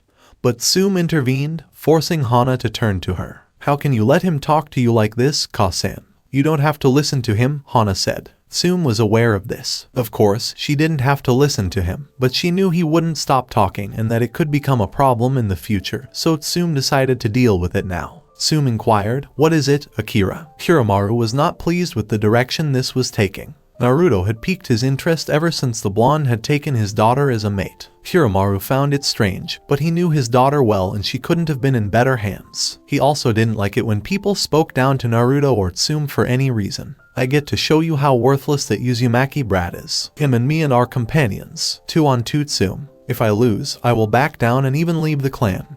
But if the blonde loses, you become mine and you never see Naruto Uzumaki again, Akira declared. Tsume had reached his breaking point. She gripped her glass too tightly and effectively broke it. Hana clenched her teeth at such a bargain. Her mother would never ever take such a risk. Akira, you know I could just kick you out now and save us all the trouble, right? Tsume inquired, unsure if he understood. Akira simply nodded, and Tsume reciprocated. Fine, Akira, when Naruto-kun returns, you can have your fight, but it will take place in the Chunin exam stadium with the Hokage present to account for the match, Tsume said as she walked away, Hana giving Akira a glare as she followed. Akira smirked and exited the compound's main building. Everything went as planned, Akira said as he vanished from view, together with Hana and Tsume. Tsume was on her way up the stairs to her room when Hana stopped her, and the elder Inuzuka sighed. She was enraged because she knew her daughter adored Naruto. How could you accept that bet, Kasen? You and Naruto-kun have nothing to prove to him, Hana exclaimed. Tsume knew her daughter was correct, but it was a little more complicated than that, and she knew Hana was unaware. Actually, Hana, I know I didn't have to, but I needed to.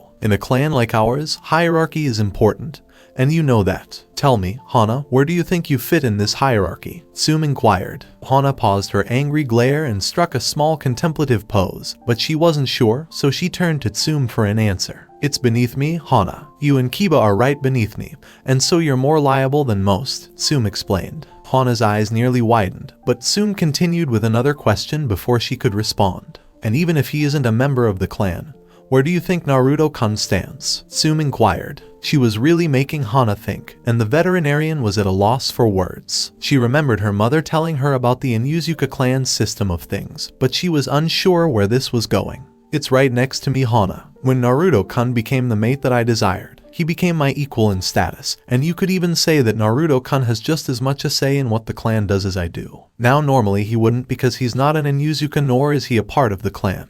But he's been around us since he became friends with Kiba and that. Unknowingly, Hana began to realize and was astounded that Naruto could wield such power over the clan simply by dating her mother. Hana, on the other hand, was still perplexed. She had no idea what this had to do with Tsume accepting the wager with Akira. Kasan, but why? You're the clan head, you should be able to tell him off. He can't talk to you or Naruto-kun like that, Hana countered.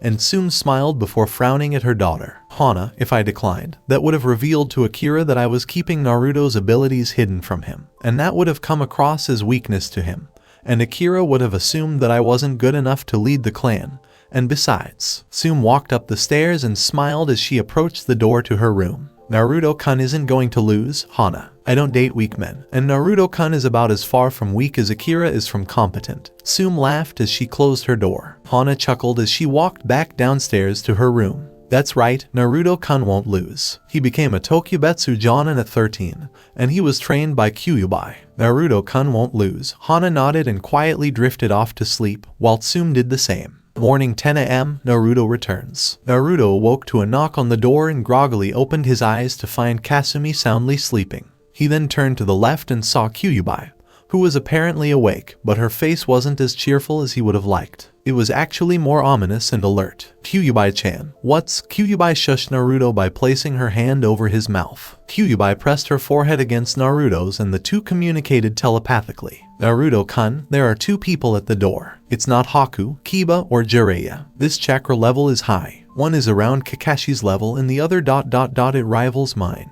Naruto-kun, I want you to answer the door, but use extreme caution when you do. You're good Naruto-kun, no doubt, but you're not ready to fight S-rank shinobi yet. Got it, Kyuubi-chan. I'll be careful. If you wake up Kasumi-chan, I want you both to hide behind the door, Naruto mentally said. Kyuubi nodded, and both of them opened their eyes to hear more knocking at the door. Naruto sighed and activated the Byakugan, which he used to scout the two people outside. Naruto exclaimed and narrowed his eyes as he did so. Itachi Uchiha and Kasama Hoshigaki, what do they want with me? Naruto pondered before closing the Byakugan and displaying his Shinseinagen. He didn't know why he was doing it, and he had no idea what to expect. Naruto quickly dressed and crossed his fire and lightning swords across his back. He took a look at his new wind sword and wondered what he was going to do with it. He hadn't made a sheath for it since he got it the day before, but he had an epiphany. Naruto pulled a scroll from his pouch and unfolded it. When he applied chakra to it, a sheath the size of his sword appeared. Good thing I bought this sheath when I had to go kunai shopping that one time, Naruto said, but before he could sheath his sword, a small light appeared over it, and it was instantly placed in a white sheath that covered it. Naruto sighed and raised an eyebrow. You should have done that sooner, Naruto said to the sword before tossing the extra sheath to the ground. Kasumi was awake, but Kyuubi pushed her to the side of the door and nodded to Naruto. Naruto nodded and stepped forward to greet the two shinobi. Hello, who are you? Oh, hello, Itachi Uchiha. Naruto closed his eyes. Itachi wondered why Naruto didn't have his eyes open. But it wasn't long before Naruto opened his eyes, nearly shocking Itachi. Itachi simply stared at the eyes of Sharingan and Shinsei Nagan, wondering what type of eyes they were, but he didn't dwell on that for long. Hello Naruto-kun, I'm going to need you to come with us, Itachi said, causing Naruto's eyes to narrow. Kyuubi and Kasumi listened from behind the door, puzzled as to what 2S rank shinobi could want with Naruto. But Kyuubi had an idea, even if it was only an idea. And why would I want to go with 2S rank criminals? Naruto questioned as the shark man grabbed his sword. Itachi-san, why is this the Kyuubi Jinchuriki? He's so puny, Kasama said, drawing a slight glare from Naruto. Don't make me turn you into a fish cake, Kasama, Naruto said, causing a tick mark to appear across Kasama's face. Kasama quickly reached for his sword, as did Naruto. However, Itachi stopped Kasama, and Naruto froze when he saw the act. Kasama, we're here to get the Kyuubi, not to kill its host, Itachi explained. Kasama scowled but nodded, and Naruto narrowed his eyes as he approached the door. So he's after Kyuubi-chan, Naruto thought as he closed his eyes. Itachi returned his attention to Naruto and shifted slightly to the left. Please come out of the doorway, Naruto-kun. We won't hurt you if you cooperate with us, Itachi promised. Naruto stepped out of the doorway, putting himself between Kasama and Itachi. Itachi was about to move when they both felt Naruto's chakra flare, and the blonde sighed. Itachi-san, tell me why you betrayed the Uchiha clan, Naruto inquired. Itachi raised an eyebrow and wondered what the blonde was implying, but he didn't respond. Kasama pondered the question as well, but Naruto interrupted their thoughts when the Tokubetsu Jonin opened his eyes, causing Kasama to gasp and Itachi to narrow his own. Naruto turned to Itachi and displayed a fully Tomo Sharingan. I'm sorry, but I'm not going anywhere, and I'll make you regret coming for me, Naruto said, drawing his fire sword. But before he could strike, the three people in the hallway heard a yell. Someone yelled, Itachi. Kasama, Naruto, and Itachi turned to see Sasuke flaring his Sharingan behind Itachi's side of the hallway, and Naruto sighed. Oh, that's just fucking great. I don't need an emo right now, Naruto exclaimed mentally while Kasama smiled. Itachi, who is this brat? He looks exactly like you, Kasama said, almost as if pointing out the obvious. Itachi sighed, but maintained an impassive expression, not even bothering to look at Sasuke's form. He's my younger brother, Itachi admitted, making Naruto roll his eyes because he already knew. Kasama gave a small grin, revealing his shark teeth, while Sasuke cackled with his left arm. Naruto's eyes widened and he gritted his teeth in rage. Itachi, I've done what you wanted. I've hated you, despised you, and thought of nothing but killing you. Now I will exact my revenge and kill you here and now, yelled Sasuke, charging at Itachi with the Chidori in his hand. Meanwhile, Naruto's rage remained unabated. As far as I know, Kakashi-sensei only taught me the Chidori. Sasuke isn't his student, so he has no reason to teach him, so Sasuke must have. Naruto widened his eyes and suddenly an explosion brought the blonde out of his stupor to see Sasuke with his hands slightly burned and Itachi holding his wrist. HMPH pathetic, Itachi said, breaking Sasuke's wrist. Sasuke screamed in pain, but was suddenly kicked across the hallway and into a wall where he slumped to the ground. Naruto sighed and took out his fire sword, making it flare. The blonde charged at Kasama and the shark man brought his sword against Naruto's and the two dueled it out. Naturally, Kasama was stronger than Naruto and, nice work, Gaki, but you're squandering your time channeling your Katen affinity through your sword. My sword constantly absorbs chakra, Kasama said to him. Your sword is useless. Naruto smirked, making his sword flare even more. Kasama widened his eyes as he realized Samehada was being burned and quickly backed away, staring at Naruto's red eyes, which only seemed to be intensified by the fire sword. If it eats chakra, I'll give your sword indigestion, Naruto said, and soon the two clashed again. But Naruto looked past Kasama to see Itachi beating the shit out of Sasuke. Itachi grabbed Sasuke by the throat and yanked him against the wall, whispering in his ear, "You're still too frail." As Sasuke struggled to open his eyes, Itachi said, "You don't have enough hate." Naruto cursed and made a quick movement, sending Kasama back. The blonde then sidestepped the swordsman and ran for Itachi, but the door to Naruto's room was kicked open, and Kasumi emerged in a high Chunin Taijutsu stance. "From now on, I'll be your opponent," Kasumi said, drawing Kasame into their own fight. Naruto had to thank Kasumi for the time she bought him, and he finally arrived at Itachi just as the Uchiha opened his eyes to reveal the Mangekyo Sharingan, giving Sasuke a terrifying nightmare. "Fall into despair, Sasuke," Itachi said, focusing his gaze on Sasuke.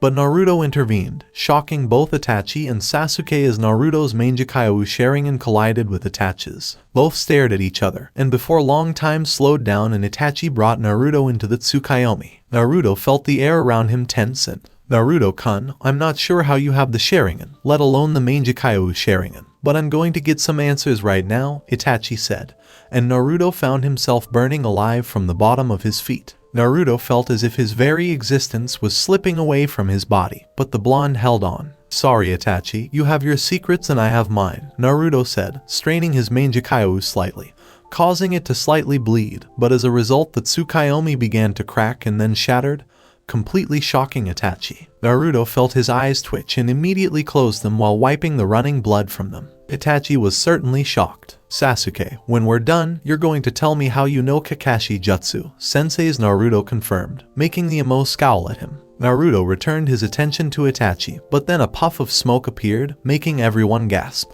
"Greetings, Toad Sage of Mount Mayaboku. I'm Jiraiya," the perverted sage said, causing Naruto to sweat drop. Jiraiya scanned the room, noticing Kasumi huffing from her small scuffle with Kasama, and Naruto, as well as Sasuke and Itachi breathing heavily. "Alright, let's get to work." Naruto, grab Sasuke's collar and come over here, Jiraiya said, and Naruto nodded and shunshined to Jiraiya's position. Kasumi also jumped back next to Jiraiya while the Toad Sage went through some hand signs. "Kuchiyos, Gamaguchi Shibari," Jiraiya yelled, and the hotel's walls transformed into a toad's stomach. Itachi and Kasama considered their options, which, as far as Itachi knew, were not good. "Kasama, we're leaving," Itachi said to him. Kasama scowled at everyone, but eventually nodded and the two ran out while Jiraiya sent a spiraling fire at the two Akatsuki members, but it was too late as both escaped through a burned part of the toad's stomach. "Naruto, don't touch it. Those are Amaterasu flames," Jiraiya explained, making Naruto chuckle. Naruto turned to Jiraiya and smiled.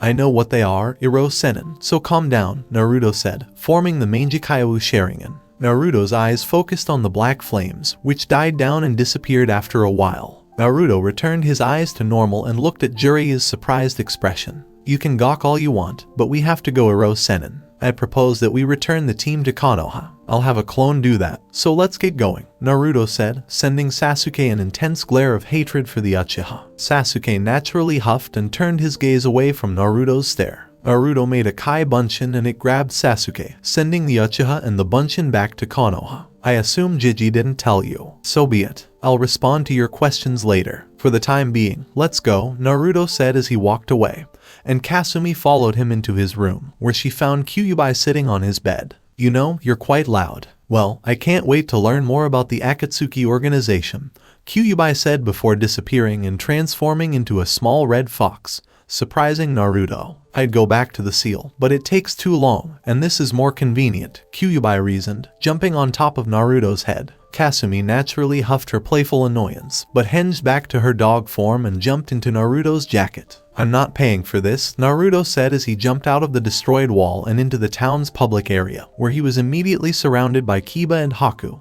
who were both extremely concerned. "Are you okay, Naruto?" Kyuubi made sure we arrived on time. "We apologize for leaving. We all saw you sleeping and went to get something to eat." "Did they take any action?" Kiba inquired, and Naruto chuckled at his best friend's concern, but shook his head negatively. "There's no way, Kiba. I'm perfectly fine. We had no trouble dealing with them. Or rather, not as hell, but I'll keep that to myself," Naruto thought before hearing Kyuubi snickering, obviously knowing what he was thinking. Naruto went over all the details from the fight earlier, surprising Kiba and Haku, but they snickered when Naruto told them how the Emo got his ass kicked. "So that's how you got away. You shouldn't worry people like that, Naruto-kun," Haku said, giving the blonde a light hug. Naruto chuckled and returned the hug before Jiraiya approached the group. "Alright, we had an encounter with Akatsuki and Naruto, so you should be cautious from now on. It's amazing how you held your own against Itachi with that dog chick, but don't get too carried away. They could have killed you right there if they had wanted to. They simply underestimated your abilities. Next time you won't be so lucky," Jiraiya warned. Naruto nodded and the group continued their journey to find Tsunade while Jiraiya explained what the Akatsuki was and its purpose. Naruto narrowed his eyes when he heard they wanted to collect all the Biju for some ultimate weapon. He wouldn't allow it. No way in hell would they take Kyuubi from him. Kyuubi's heart lifted at his words. Do you know where she is? Naruto inquired, and Jiraiya nodded, pulling out the map and showing it to everyone. I've heard she's in Tanzaku. We're going there. It's only a few hours away, so let's hurry and not lose her again, Jiraiya said, and everyone nodded and dashed off toward Tanzaku town. After 6 hours, Naruto and the others had been walking for hours and were exhausted from trying to get to Tanzaku town. It bothered the Tokubetsu Jonin and two Chunin that they had only just arrived and now had to begin the long search for the Tsunade woman. Alright, you guys, we're here, and it appears that things have gone down, Jiraiya said, narrowing his eyes at the site where the Tanzaku castle should have stood, but had crumbled to the ground. Naruto and the others had no desire to walk, so they each took a soldier pill and shot off into town with Jiraiya. Because they were a trackers team, they were able to be united as one. Jiraiya said he was better off by himself and went to search while Naruto, Haku, and Kiba went in the opposite direction. Kiba allowed Akamaru to roam around while Naruto and Kiba were on the ground. Having a half-dog girl sniff the ground for clues would be strange, so the fact that Kasumi was hinged worked out perfectly. Hey Kiba, I think Orochimaru was here, Naruto said, causing Kiba's eyes to narrow. Kiba never doubted Naruto because Naruto's sense of smell was as good as any in Inuzuka's. Can you imagine what he was doing here? Kiba inquired, and Naruto honestly didn't know. He hadn't seen the fight between Orochimaru and Sarutobi, so he could only guess. I believe he, like us, is looking for Tsunade. What that pedo is up to is a mystery. For the time being, we should meet with Haku-chan and share the information we discovered, Naruto told him. Kiba nodded, and Akamaru recollected by to his partner, with Kasumi doing the same. Naruto and Kiba left the destroyed site behind and walked around for a little while longer to find Haku. After about 30 minutes, Haku appeared with them and told them what she had discovered. She had investigated the destroyed castle and discovered evidence of snake skin as well as venomous snake spit, which seemed to support Naruto's theory that Orochimaru was involved. So, if Orochimaru is involved, isn't this mission more dangerous than it appears? Haku inquired, and the others nodded. After a bit more information sharing, Haku and Kiba waited for Naruto's orders, and the blonde sighed. This Tsunade lady better be worth it, because if she isn't, I swear I'm going to lose it, Naruto thought before returning his attention to Haku and Kiba. Okay, I'll send a Kage Bunshin to Jiraiya and tell him what we discovered. We should keep looking for the time being. This Tsunade lady, according to him, is a gambler and an alcoholic. Haku-chan, you look for casinos around here, while Kiba and I look for local bars. We'll meet here in an hour. Let's go, Naruto said, and Haku and Kiba nodded before disappearing from view, as did Naruto. Haku searched the casinos for any hints of what the Tsunade woman might look like. She was Jiraiya's teammate, so she had to have some distinguishing features. The town had at least 30 different casinos, and it would be impossible to cover them all in an hour, so Haku sighed and continued her search. Naruto and Kiba weren't having much luck either. The bars reeked of sweaty men and alcoholic which masked whatever scent they wanted to find.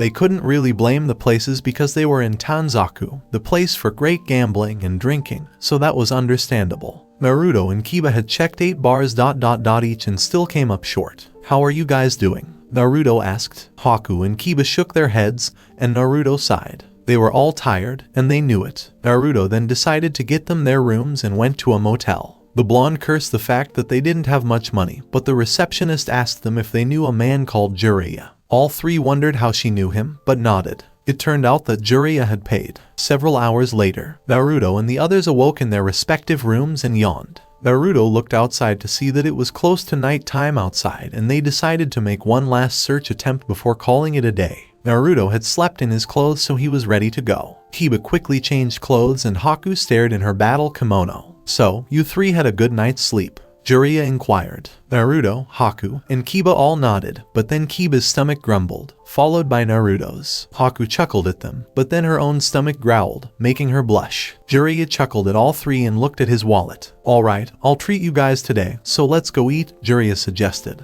All four left the hotel and quickly walked into the nearest restaurant that they could find. Jiraiya appeared in the door first, followed by Naruto, Haku, and Kiba. As they walked, everyone glanced over the restaurant and saw it was sort of nice. It was rather quaint for eating and didn't have too many drunk people. "Oh my goodness," Jiraiya yelled, drawing everyone's attention to him, and the blonde woman turned around and stared at Jiraiya, causing Naruto and the others to widen their eyes. "Tsunade, Jiraiya," both teammates yelled, and Jiraiya walked over, bringing his group with him. The noise died down, and everyone took their seats. Tsunade, Haku, and Tsunade's assistant on one side, Jiraiya, Naruto, and Kiba on the other. Naruto smiled as he approached the raven-haired woman. "What is your name?" Naruto inquired, and the woman pointed to herself, returning Naruto's warm smile. "My name is Shizune Kato. I work as Tsunade assistant." "Samas, I never expected to see Jiraiya-sama here," Shizune said, prompting everyone to nod. Tsunade placed one of her elbows on the table and glared at Jiraiya. "So, old perv, what do you desire? I doubt you tracked me down for a simple hello of old friends," Tsunade reprimanded, making Jiraiya laugh before taking a sip of some strong alcohol. "You're correct, Tsunade. Oto and Suna took over Konoha. We were attacked by Orochimaru, who had his hands broken in the fight." Tsunade stiffened, and Naruto took notice. He wanted to say something but decided not to this time. "Anyway, Sarutobi-sensei is now too old to be the Hokage, and everyone in Konoha wants you to have the honor of being our goddamn Hokage," Jiraiya said, making Tsunade arch an eyebrow. Shizune turned to her master, waiting for her answer, as did Kiba, Naruto, and Haku. Kyuubi and Kasumi could literally feel some tension in the air, and hoped someone would speak soon. "No, thank you. That stupid job is only for idiots. The Hokages died and squandered their lives protecting that location." Tsunade replied, "They were nothing but old fools." Haku widened her eyes and Kiba gasped, but Naruto shook with rage. That was his father she was freaking out about. Jiraiya sighed and twirled his empty saucer. "Think of the Hokage who arrived. They are the only reason this village exists. My group discovered snippets of your fight with Orochimaru, and I'll say this. Do not attempt it. Whatever he promised you is not worth it," Jiraiya countered. But Tsunade was unmoved and took a small sip of sake. "Whatever, Jiraiya, I'm not going back. And that's the end of it," Tsunade said. "Let's go, Shizune," and was about to get up when she heard snickering. Everyone turned to see Naruto chuckling, and she didn't know why, but his snicker irritated Tsunade, and she responded with a glare. "What are you laughing about?" Tsunade inquired. Naruto paused his laughter and turned to face Tsunade, still smirking. "I just find it ironic how many rumors circulate about you. People say Tsunade is the best because she never gives up and is the greatest woman in the world. I wonder if such a woman ever existed, if this is how low you've descended to insult the village's protectors," Naruto said, making Tsunade grit her teeth. Kiba and Haku widened their eyes, while Shizune and Jiraiya pondered the outcome of this conversation. "And what would a mere genin know about the position of Kage?" Tsunade inquired. "A lot more than an old, drunk Bachan would," Naruto said as Tsunade slammed the table, causing it to shake. "Would you like to go, Gaki?" "Got it. I'll kick your ass," Tsunade said, but Naruto was unfazed, placing his elbow on the table as well. "Come on, Bachan. I walked in the heat for 3 days to find you're a $$. I've got no problem putting you in line," Naruto said as he followed Tsunade outside, while everyone else sighed and walked out with them. Shizune was worried about Naruto, who seemed to have sighed his way to the grave, but she was confused when she saw Kiba and Haku smirking. "What's the deal with your smile? Shouldn't you put a stop to this before Naruto-san is hurt?" Shizune inquired. "He's alright, Shizune-san. Naruto-kun would not be our leader if he didn't know what he was doing," Haku said, raising Shizune's eyebrows. "Is he not a genin?" Shizune inquired, and Kiba and Haku shook their heads, leaving Shizune even more perplexed than before. "What is his rank?" Kiba smirked, as did Jiraiya and Haku, but the Inuzuka responded. "Naruto is a Tokibetsu Jonin, whereas Haku and I are Chunin. Trust me, he won't lose to her, and if he does, it's just because he can't match up to the Sannin yet," Kiba said, making Shizune gasp. Naruto and Tsunade stood in the street, and the older blonde sighed. She had challenged a genin to a street fight, and she felt like a bully on the kid. Naruto unzipped his jacket, and Kasumi hopped down. Kyuubi climbed off Naruto's head, and the two walked to the side to watch the fight. "Kiba, hold these for me," Naruto said, tossing his wind, fire, and lightning swords to Kiba, who caught them, and Naruto returned to Tsunade. "You know we could stop this right now, Gaki, and save you the embarrassment," Tsunade said, but Naruto just smiled. "No thanks, I'm fine. I'll make you apologize to the cage, especially my father," Naruto said, raising Tsunade's eyebrow. Gaki, what's your name? So I can remember which face I pummeled. Tsunade inquired. Naruto grinned and displayed his Shinseinaken. This was the perfect opportunity to get a close-up of some intense superhuman taijutsu. And Naruto Uzumaki Namikaze, and after today, it'll be known that I took down one of the Sannin, Naruto exclaimed as he took a low Jonin taijutsu stance, smirking. You're right, Gaki. I'll mop the floor with you. So he's the child of Kushina and Minato. It's no surprise he hates me for what I said. But he needs to grow up, Tsunade thought as Naruto showed off his Shinseinaken in the cool night air. You're heading down, Tsunade Bochin, yelled Naruto as he charged at her. So this was it for today. I will continue the story next part. Till then, we weave offline.